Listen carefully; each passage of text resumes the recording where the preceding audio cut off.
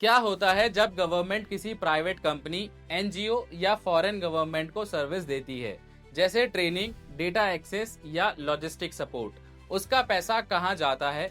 ये क्लियर लिखा गया है rule number 119 of GFR 2017, recoveries of expenditure for services rendered to non government parties. Rule number 119 ये कहता है कि जब भी गवर्नमेंट किसी नॉन गवर्नमेंट पार्टी को सर्विस दे या सप्लाई करे और उसके बदले पेमेंट रिसीव करे, तो वो रिकवरी गवर्नमेंट के रिसिप्ट्स में रिकॉर्ड की जाएगी। यानी ये पैसा किसी ऑफिसर, डिपार्टमेंट या प्रोजेक्ट के पर्सनल अकाउंट में नहीं, गवर्नमेंट अकाउंट में डायरेक्टली जाता है। आइए एग्जांपल के साथ समझाता हूँ। अगर एनआईसी किसी प्राइवेट फर्म को आईटी ट्रेनिंग देता है या इंडियन मीटियोरोलॉजिकल डिपार्टमेंट किसी फॉरेन बॉडी को वेदर डेटा देता है या पीडब्ल्यूडी किसी लोकल फंड के लिए रोड मेंटेन करता है, तो इन सभी केसेस में जो पैसा रिकवर होता है वो क्लासिफाई होता है एज गवर्नमेंट रिसिप्ट्स, क्योंकि सर्विस गवर्नमेंट ने रेंडर की है। रूल नंबर 119 एक सिंपल प्रिंसिपल सेट करता है, जितना भी एक्सपेंडिचर गवर्नमेंट ने सर्विस के लिए किया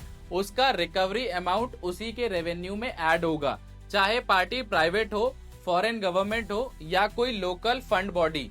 सबके रिकवरीज गवर्नमेंट रिसिप्ट्स के रूप में क्लासिफाई होंगे। तो सिंपल शब्दों में रूल नंबर 119 कहता है कि जब गवर्नमेंट कोई सर्विस या सप्लाई करे और उसका पैसा मिले, तो वो पैसा गवर्नमेंट के रिसिप्ट हेड में ही काउंट होगा। ये रूल इंश्योर करता है कि हर रिकवरी ट्रांसपेरेंट हो और पब्लिक फंड का मिसयूज ना हो। और किस तरीके से ये पूरा जीएफआर वर्क करता है, ये जानने के लिए मुझे फॉलो करिए।